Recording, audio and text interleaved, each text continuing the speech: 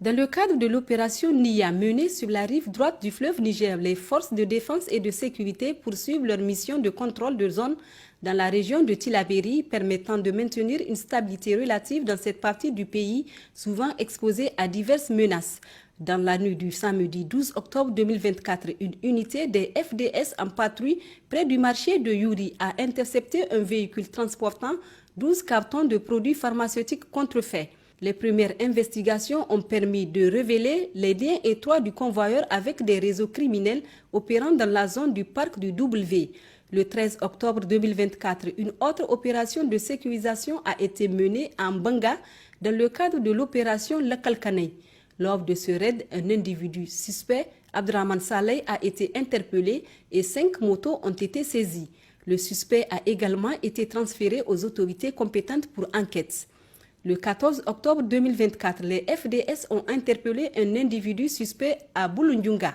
Le nommé Idrissa Hamidou Diko, alias Mounial, âgé de 49 ans, est soupçonné de complicité avec des groupes criminels. Présenté comme un simple revendeur dans la localité, il a été remis aux autorités compétentes pour une enquête approfondie. Le 15 octobre 2024, des informations ont été reçues concernant l'enlèvement de 4 véhicules en provenance de Méana et se dirigeant vers le marché de Donguro par des groupes criminels armés. Immédiatement, les FDS ont lancé une reconnaissance offensive dans la zone de Zanei et ses environs pour localiser les véhicules et les otages. Au cours de cette opération, 13 individus et un véhicule ont été récupérés par les FDS. Malgré la libération partielle des otages, certaines personnes restent encore captives des groupes criminels. Les FDS poursuivent activement les opérations pour retrouver et libérer ces individus, tout en intensifiant les actions visant à démanteler les réseaux criminels opérant dans la région. Dans le cadre de l'opération Al-Mahaw menée sur la rive gauche du fleuve Niger, la semaine a débuté avec une série d'arrestations significatives ciblant des criminels et leurs complices. Grâce à des renseignements concordants, la patrouille mixte départementale de Filengue a appréhendé un individu en possession d'un fusil de chasse et de munitions. Ce suspect avait déjà été dénoncé pour son implication présumée dans des activités criminelles dans la zone de Touloun-Damissa. Par ailleurs, dans la région d'Ayoru, une patrouille des FDS chargée de la sécurisation du marché hebdomadaire a réussi à interpeller 3 complices de criminels opérant dans les zones de Inates et Anzuru. Les individus arrêtés étaient en possession d'une arme AK-47 et impliqués soit dans le vol de bétail, soit dans le ravitaillement en carburant pour des groupes armés terroristes. Parallèlement à Dessa, les forces de sécurité ont arrêté un autre grand bandit activement recherché pour sa complicité avec des groupes criminels sévissant dans la région. Dans la région de Tawa, dans le cadre de l'opération Chara, une importante saisie a été réalisée en début de semaine. La patrouille départementale mixte de Tassara a intercepté et immobilisé un véhicule Toyota Land Cruiser transportant une grande quantité de produits pharmaceutiques dissimulés sous 28 sacs de mille de 50 kg, eux-mêmes couverts d'une bâche. Les 2 convoyeurs ont été arrêtés et remis aux services compétents pour investigation. Parallèlement, sur la route reliant Konni à Sernawa, un contrôle rigoureux des passagers et des marchandises a permis aux forces de sécurité d'intercepter un important lot de produits pharmaceutiques contrefaits.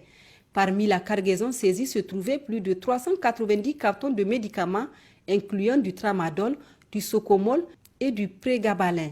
Au centre du pays, dans le cadre de l'opération Farato-Bouchia, le mardi 15 octobre 2024, dans l'après-midi, des bandits armés ont fait irruption dans des champs agricoles au sud-ouest de Bassira, où ils ont kidnappé 3 personnes et volé du bétail.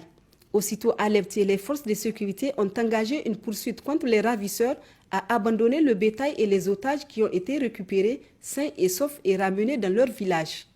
À l'est, dans la région de Difa, malgré un calme relatif, les opérations de contrôle de zone se poursuivent pour assurer la sécurité de la région. Ces opérations ont conduit à la neutralisation de plusieurs individus et à l'arrestation de 9 présumés terroristes ou complices dans plusieurs localités, notamment à Ménesoroa, Kablewa, Ndjingmi, Gagamari, Tangarwa et aux apports de Ngelkolo.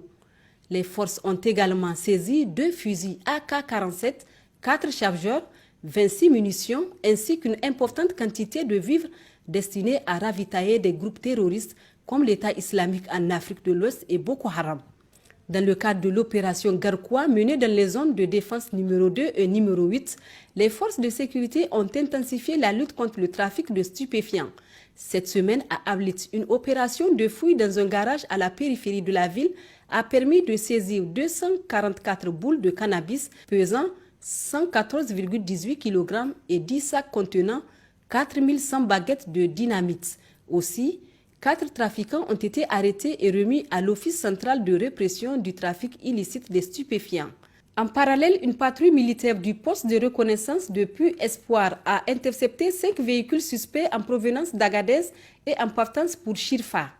Les fouilles ont permis de retrouver dans les véhicules des étuis de cartouches 7,62 par 39 mm et dans les téléphones des conducteurs des vidéos mettant en évidence leur implication dans des activités criminelles. Ils ont été remis à la brigade prévôtale de la gendarmerie pour enquête. Sur un autre registre, les activités entrant dans le cadre du renforcement des liens armées-nations se poursuivent activement dans la région. Cette semaine, les FDS participant à l'opération Garkuwa ont mené une campagne de dons de sang pour l'hôpital de la Cominac afin de soutenir les besoins médicaux de la région. Chers concitoyens, les opérations de sécurité se poursuivent à travers le pays. Nous vous encourageons à continuer à soutenir cet élan patriotique en fournissant des renseignements utiles et fiables aux forces de défense et de sécurité. Votre participation est cruciale pour renforcer la sécurité nationale. Pour signaler toute information importante, les lignes d'appel d'urgence sont disponibles 24 heures sur 24. Pour les forces armées nigériennes, le 40-40. Pour la gendarmerie nationale, le 40-00. Pour la police nationale, le 83-83. Vive le Niger libre et souverain, vive les forces de défense et de sécurité, vive les citoyens résilients et engagés.